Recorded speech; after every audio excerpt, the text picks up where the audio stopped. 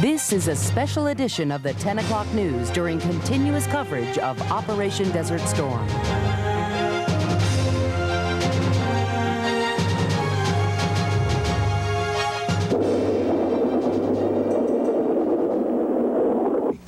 Our strategy to go after this army is very, very simple. First, we're going to cut it off, and then we're going to kill it.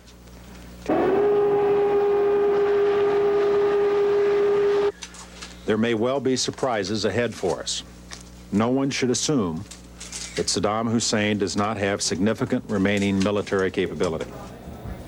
After a week at war, our top military leaders tell us they know exactly what they're doing in the Gulf, but don't know how long it will take or how much it may cost. Good evening, I'm Colleen Needles. And I'm Don Shelby. Today's briefing is the clearest picture yet of how the war seems to be progressing. Using our information center, we've put together a summary of what they told us today, beginning with the most dramatic success claimed by the Joint Chiefs of Staff Chairman Colin Powell. We can conclude that Allied air forces have achieved air superiority over not only the Kuwaiti theater of operations, but throughout the entire theater to include Iraq. Here's what General Powell told reporters to back up that claim. If you just look at the total number of Iraqi aircraft that has been destroyed, it's not much. 19 shot down, 22 on the ground. That is out of a force, of course, of more than 800 aircraft. But the real measure of air superiority is what can the other guy do to stop you in the air. The Iraqi Air Force is making no attacks on America's ground troops. It has made only one attempt to take on American planes in the air. The losses have come from anti-aircraft guns and missiles fired from the ground. But here, too, the Pentagon claims we have badly damaged the radar and communications that makes these systems work. That is not to say that a young pilot who is taking off will say, Powell says we have air superiority, I've got nothing to worry about. Not at all. There are a couple of things to worry about besides Iraq's ground forces. Powell reported today that we have taken out Iraq's only 2 operating nuclear power reactors. And he says we have destroyed command and control centers in Baghdad, but we have not destroyed all of Saddam Hussein's communication system. And they are still able to command their forces. They have not lost command and control of their forces or of the country, but they are doing it without benefit of their Ministry of Defense, their Defense Intelligence Center, their main communications nodes, and they're doing it for the most part on generator power because we have taken care of the central power system within the city. And as for the world's greatest fear, Saddam's arsenal of chemical weapons, the U.S. says it has destroyed the factories that make them, but not the weapons themselves. But they still have a chemical weapons capability. Their artillery can fire chemical weapons, their multiple launch rocket systems, their free rocket over ground systems, and their Air Force does have that capability, so is still a threat to Allied forces in the region. So at the end of this first week of war, the nation's military chiefs say they want to pull us in from the opposite extremes of euphoria and distress. I want to caution you again that a military operation of this intensity and complexity cannot be scored every evening like a college track meet or a basketball tournament. We have to assume that he may seek to launch airstrikes and more Scuds or hit oil fields or generate terrorist attacks. He is a man who will use any means at his disposal to break up the coalition and to avoid defeat. The time of the greatest danger, they say, and difficulty is still ahead as the Allies zero in on the Iraqi army and attempt to destroy it. Tonight, in our Added Dimension special, we will give you a detailed report of what the military chiefs say about that phase of the war, which is already underway. Colleen. 7 days after ordering the start of the war, President Bush tonight gave a generally upbeat assessment of how it is going. The president told a group of retired military officers there will be no pause in the fight. Tonight, after 1 week of Allied operations, I am pleased to report that Operation Desert Storm is right on schedule. Mr. Bush says Allied forces have dealt a crushing blow to Iraq's ability to make nuclear bombs, but the president warned Iraq may have surprises yet to spring in the battle. Our Trish Van Pilsen is covering events in Washington, D.C., and she joins us live now. Trish, what's the reaction from Minnesota's congressional delegation to the war's progress? Well, Colleen, I think first that it's important to keep in mind that the idea of going to war was never popular with the Minnesota delegation. Just 3 of 10 of our representatives here in Washington voted to approve the use of force. Tonight, some are quite encouraged, but several others are worried that things are going to get much worse before they get better. Well, I think it's going well. This whole thing is frightening. Tonight, much of the Minnesota delegation was at a reception. Tonight, there wasn't much talk about the subject that has consumed their days. They've been to the military briefings, but several are dissatisfied with the information the military provides. Frankly, we're not learning much in these briefings. We really don't get any information other than what is on mass media. Martin Sabo voted against the use of force. So did freshman Congressman Colin Peterson. It's went better than I expected, and I'm somewhat more optimistic than I thought I would be at this point in time. Specifically, Peterson is encouraged that Iraq's attempts to draw Israel into the war and to split the coalition so far haven't worked. But Jim Oberstar is less optimistic. I think it is going to play out all of the worst fears those of us who voted against military engagement at this time had at the time of that vote. Oberstar says the war is more complicated than military leaders predicted. He believes they and the president underestimated Saddam Hussein's staying power, his ability to withstand a seemingly relentless air attack. But the harder Hussein digs in, the more convinced Jim Ramstad is that he did the right thing, voting to approve the use of force. I think the whole world saw the true colors of Saddam Hussein this last 7 days when 3 times he's bombed innocent civilians in Israel, and this despicable despot must be stopped. Everybody we talked with here tonight said they're worried about the possibility of a ground war and the kind of casualties that could mean. But Congressman Tim Penny said now is not the time for Congress to start second-guessing the military. Now is not the time, he said, for Congress to try to micromanage this war. Don and Colleen. All right, thank you, Trish. For the next few minutes, we're going to find out what life is like at the war front. Reporter Mike Walsher is on the Western Front, if you will, Israel, with a report on life after the missile attack. That will come up later. And CNN reporter Charles Iwi is in Saudi Arabia right now. He joins us live with a report. Good morning, Charles. How's the air battle going? The air battle down in Killeen is still going. As you may not be able to tell behind me, it is raining here Thursday morning, and that spells trouble for the air operations. They've had problems with weather all along during the first week of the war, but right now the air operations are continuing. A week into the Gulf War, and airstrikes are moving into Kuwait to cut off food, supplies, and reinforcements from the huge Iraqi army.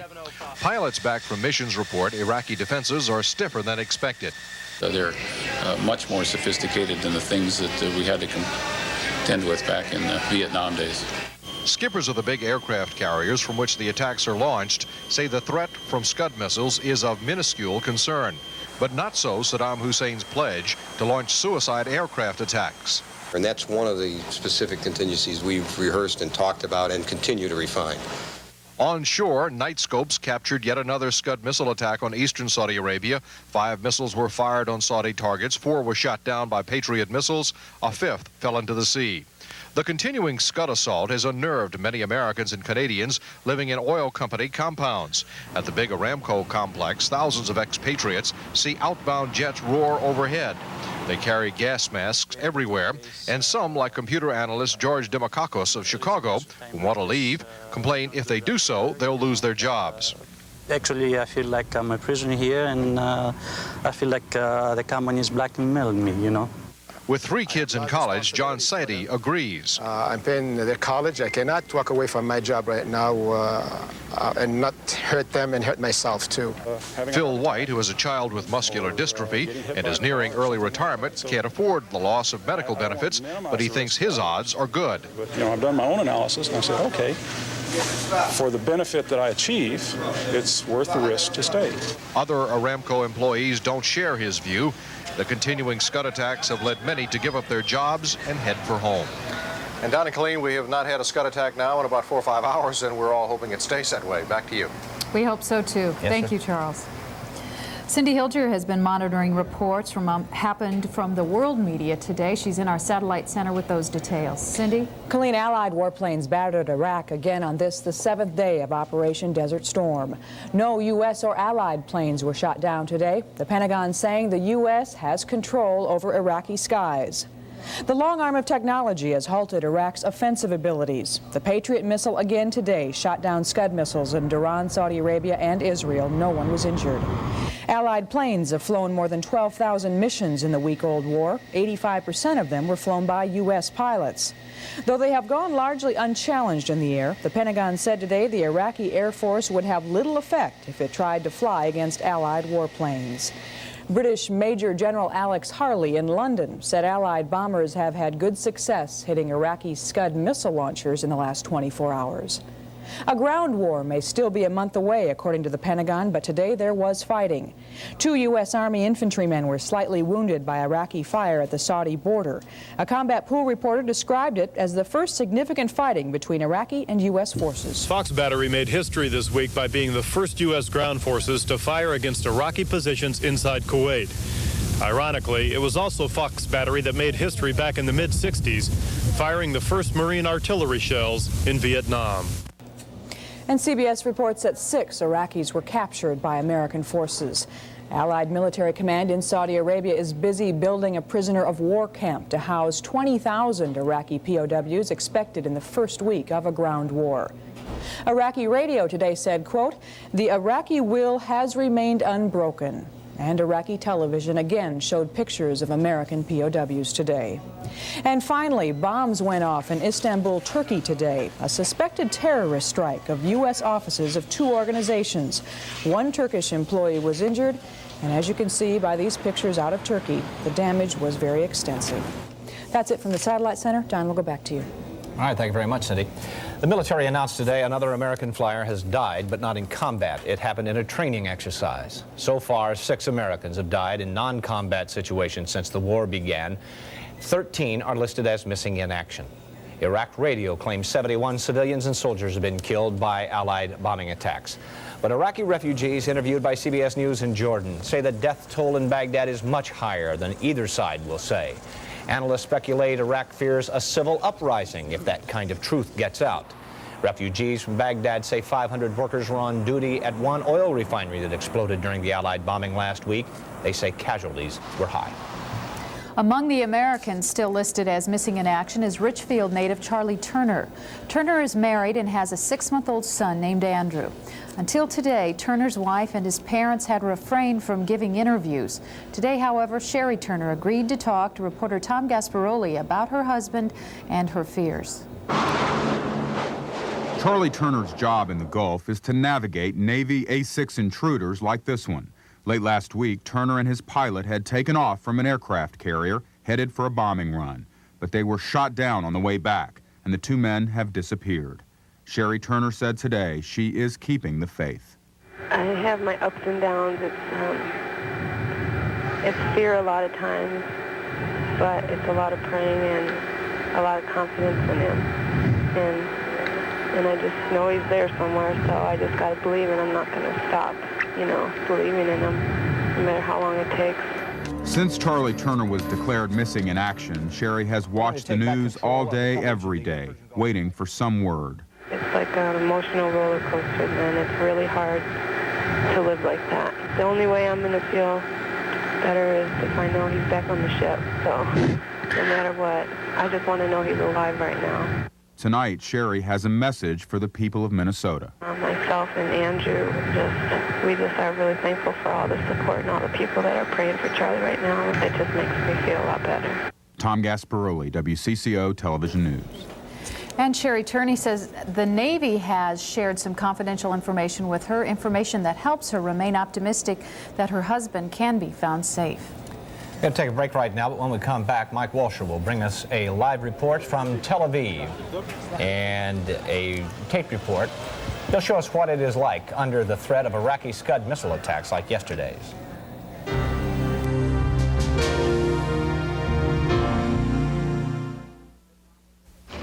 For the people who headed west, the promise of a new life wasn't without some old familiar problems. You and Scotty take care, Mrs. Perkins. Thank you, Doctor. Bill Coombs' mare just tangled with some barbed wire. I'm on my way. Years ago, the fastest line between someone in need and someone who could help were the people of U.S. West. Hello, Dr. Maxwell's office. Oh, I'm sorry, the doctor just left. Today, the companies of U.S. West continue to pioneer innovative connections between your time and your needs. I'm almost there. Just make her comfortable. And Mr. Garcia, I'm running late. I'd like to forward my calls to your stable, okay? Sure, just hurry. As always, you can count on U.S. West to help you manage the business of life. He's gonna be just fine. Phone call, Dr. Hill. Mom, Bridget had 5 puppies. Oh, they're so cute. Nice going, Doc.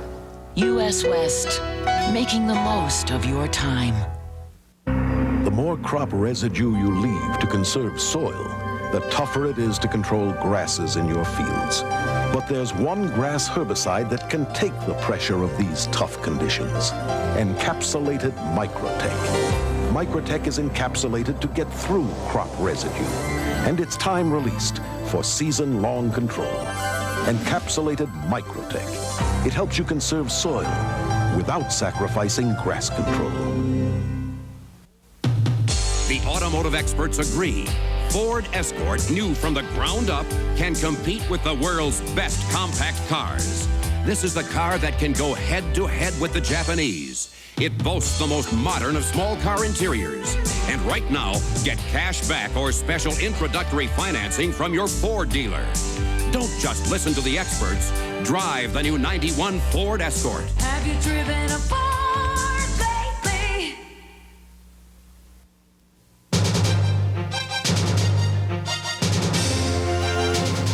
On the Israeli side of the war, CBS News is reporting the Israelis have decided not to retaliate for now for the missile attack in Tel Aviv that killed 3 people and injured nearly 100 yesterday.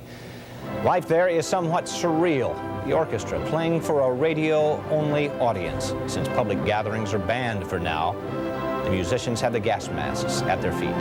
That's just one example of life under siege. We sent reporter Mike Walsher to Israel over the weekend. Tonight from Tel Aviv, he shows us how Israelis are coping as best they can with the possibility of another attack from Iraq. This is the damage inflicted on a neighborhood after a Scud bomb landed on an apartment building Tuesday. Some of the injured were released from hospitals and returned to get a few belongings from their damaged homes. Shortly after dark tonight, traffic on the streets thinned out as people headed home. A few neighborhood stores were open, but business was slow. This restaurant refuses to close at dark. It wants to provide Israelis who are willing to venture out a place to eat and socialize. Usually we work 24-hour day, but now we work only till 8 o'clock.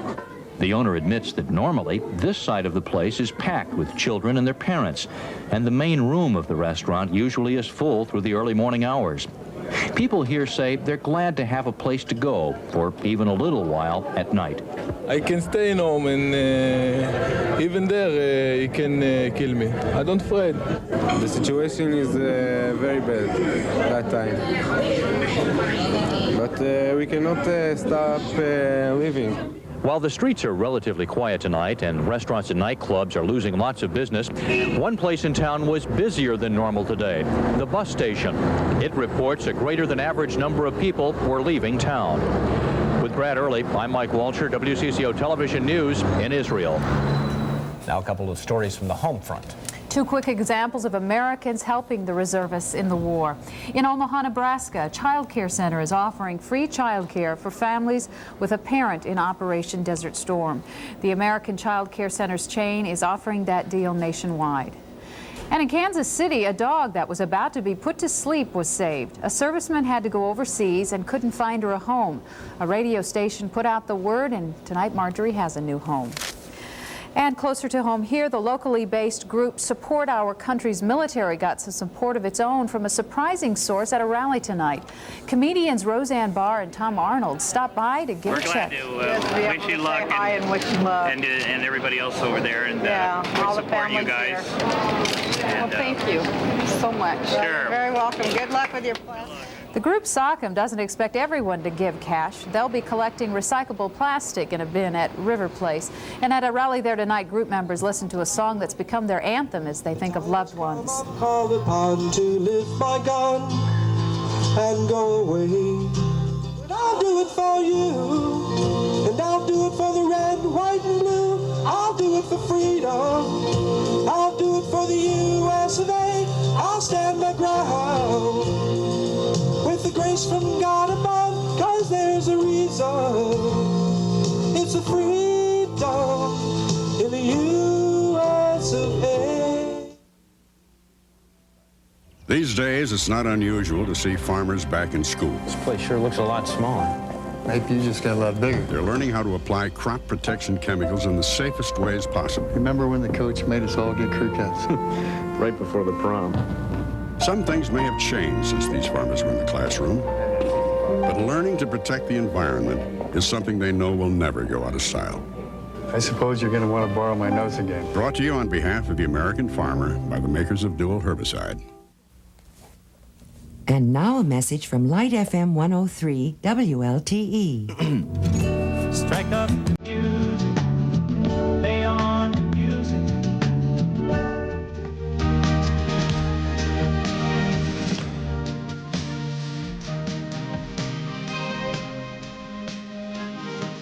Soft, light songs to relax to with less talk. We're the one. Light FM 103 WLTE. The winter wonderland of values on the Oldsmobile 88. Great values. Get up to $1,750 cash back on every 88 in stock. Get the 88's famous comfort with room for 6 adults. Get great trunk space and great mileage too. Then get guaranteed satisfaction with the Oldsmobile Edge. The winter wonderland of values. Great values on the Oldsmobile 88. See your new generation of Oldsmobile dealer today. Coming up on the 10 o'clock news, Mike Fairborn and the weather. Sponsored tonight by Health One. Through our hospitals, healthcare services, and affiliated physicians, we want to help you make good choices for your health. You might think it's easy to spot a healthy body, but it's not. What looks good on the outside can be damaged on the inside, especially when we don't always choose to seek regular preventive health care.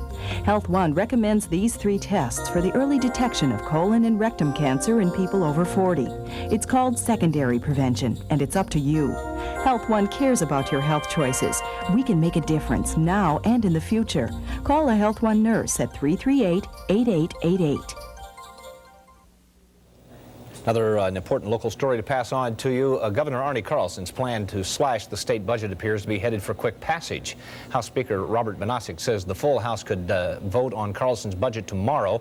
The Senate will likely consider the plan on Friday. Just a week ago, Carlson outlined his plan to cut state spending by $197 million.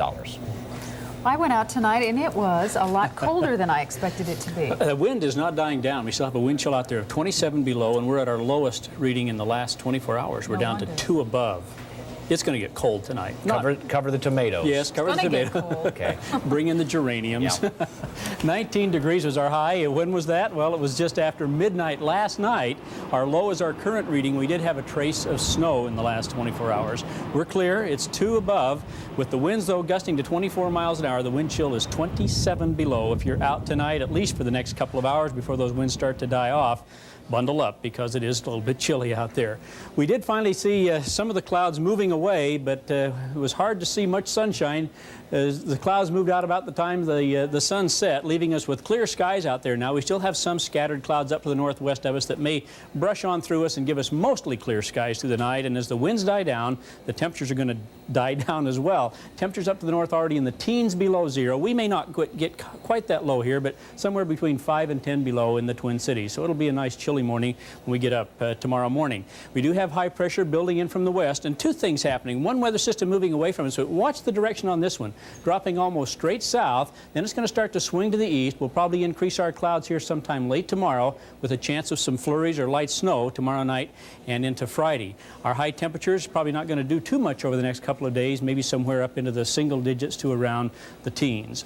And with the skies clearing out over Saudi Arabia, we got our first glimpses, this is out of Kuwait, first glimpses of some of those oil fires that are occurring in Kuwait. We also got some reports out of Saudi Arabia that there was some almost an oily rain falling. There was some rain in the area, falling over in the Iran area. That's just downwind from Kuwait. And so probably the first of many, many environmental stories we'll hear about some of the effects of the war over there. The clouds moving away, giving them nice clear shots today. There are still some clouds over Iraq and Iran, but for the most part, Saudi Arabia and Kuwait enjoying some clear skies at the present time. Here's our forecast. Clear and cold, an overnight low of 8 below with northwest winds dying down to 5 to 15 at least by morning. Mostly sunny, not quite so windy tomorrow as we have been today, but still southwest at 5 to 10. A high of around 14. Tomorrow night down to 4 above for an overnight low under mostly cloudy skies, and maybe some of those flurries developing, and some flurries lingering into Friday with a high of around 15. Our extended outlook does bring us another chance of some flurries on Sunday. No big real recoveries on the temperatures. Daytime highs only in the teens above zero, overnight lows in the single digits below zero. All right. Thank you, Mike. You bet. One of the remaining heroes of the 1987 World Series Twins team is considering whether to stay or leave. What's on Gary Gaetti's mind? Mark Rosen Sports is next.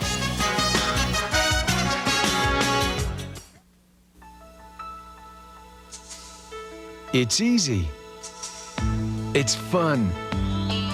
It's your year to learn how to fly. Make this your year to feel the thrill. There is life after tennis. I just learned to ski and I love it. Make this your year to learn. Just call for your free ski guide. Solid things. Pride, dedication. Anderson windows and patio doors are built to stand the test of time. Through the cold and snow, through the years of rain, from the plains of the Dakotas to the coast of Maine. Anderson, build your dreams of solid things. We'll build tomorrow in. Come home to quality. Come home to Anderson. Now, at Best Buy, every computer CPU is just 13% over cost, or less. 13% over cost, or less. Every AT, 286, 386, and laptop IBM-compatible computer is just 13% over cost, or less. Hurry in to get them while they last. At Best Buy.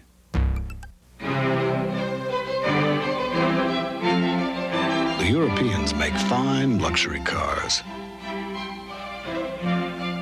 We know Lexus has acquired thousands of them in trades for our Lexus LS 400.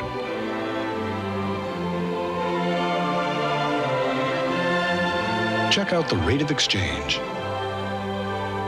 at Lexus of Wayzata.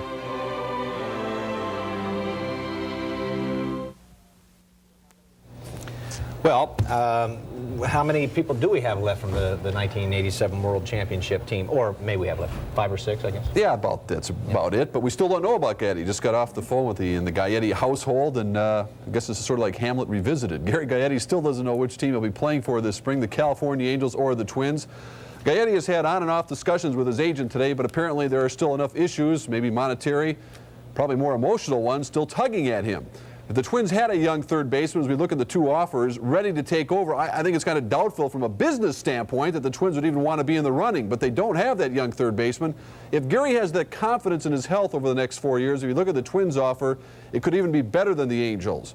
But those 4 guaranteed years California is offering might be just too tough to turn down.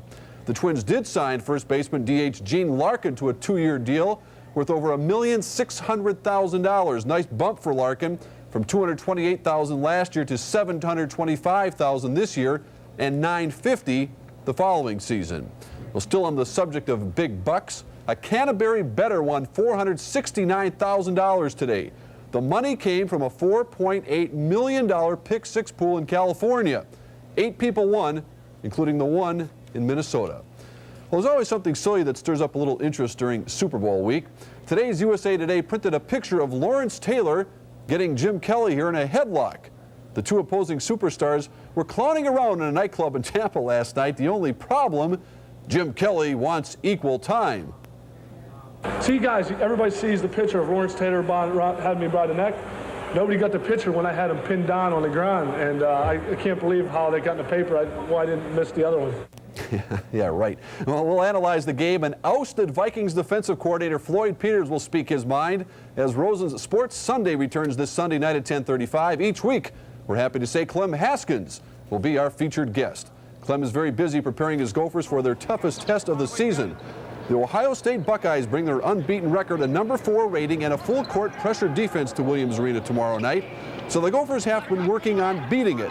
For to beat the press, maybe to beat the Buckeyes. And it's very similar to the Iowa team that played us, and I thought we did a good job of handling their pressure. We only had 11 turnovers, so I'm optimistic from that we've proven that we can handle the press. So hopefully we could turn that into an advantage. The Gophers and Buckeyes tip off at 7:05 tomorrow night at Williams Arena. WCCO will carry the game, of course, pending breaking news in the Gulf. Injuries forced Isaiah Thomas. Well, let's see, I don't know if we're going to go with the tape or not. There he is, putting those goofy goggles, and Larry Bird was sitting on the bench tonight. But a Celtics-Pistons matchup is always worth watching. At 37, Robert Parrish is the oldest player in the league, but he can still play. The Chief chipped in 16 points, 12 rebounds, as Boston beat Detroit 111-94. The Celtics' 30-9 record is the best in the East. As we look at the Australian Open, here are the quarterfinal winners today. Becker, Edberg, Lendl, and McEnroe. That's Patrick McEnroe, that is. John McEnroe's little brother won a 3.5-hour, 5-set marathon today against Italian Cristiano Carrati. Little Mac, the near court, had never won 5 straight matches before. Now he'll have to play a level higher, like his older brother, to win a semifinal against Boris Becker. One Big Ten game tonight, Purdue upsets Michigan State 62-51, and Rocket Ishmael will announce his intention to turn pro tomorrow. Oh, okay. All right, thanks, Mark. We'll be right back. Quick, take a look. Come on aboard. Say goodbye to the winter blahs with a goodbye at the boat show. This year at the new Minneapolis Convention Center. All 3 halls filled with the latest power boats, cruisers, sailboats, fishing boats, motors, trailers, docks, marine electronics, and boating equipment. If it floats, you'll see it at the boat show. Take a look. Come on aboard. January 23rd through the 27th at the brand new Minneapolis Convention Center. Only Levitt's could bring you a sale this big. So big, you'll find remarkable savings in every department throughout every Levitt showroom, coast to coast. Dramatic price reductions now through Monday only. Super sale. If you buy anywhere else, you'll pay too much. So hurry into Levitt's today, because we'd hate to see you miss this sale. You'll love it at Levitt's. Super sale. It's hard to believe a farm exists that has no need for the versatility of Blade X herbicide. No need for burn down and residual weed control in corn. No need to rotate without carryover. No need to tank mix with dual or lasso. But in fact, there's an army of farmers who have no need for Blade X at all. Then again, they're not growing corn. You are. Tonight, King Boreas and the Queen of the Snows ushered in the 1991 Winter Carnival. The first big event of the day was the grand lighting ceremony in Rice Park, and today, every day through the carnival, the St. Paul Pioneer Press will run clues about where the Winter Carnival treasure can be found. We'll help you. The first clue, the treasure is in St. Paul somewhere on public land. Thanks a lot. Yeah. All right. Well, that's it for the 10 o'clock news, but we have a lot left to talk about in tonight's Added Dimension special. We'll look at how long the war may last, when the ground war could start, and we'll raise the question, will the U.S. stop after driving Iraq from Kuwait or go on to occupy Iraq? We'll be back with Added Dimension next.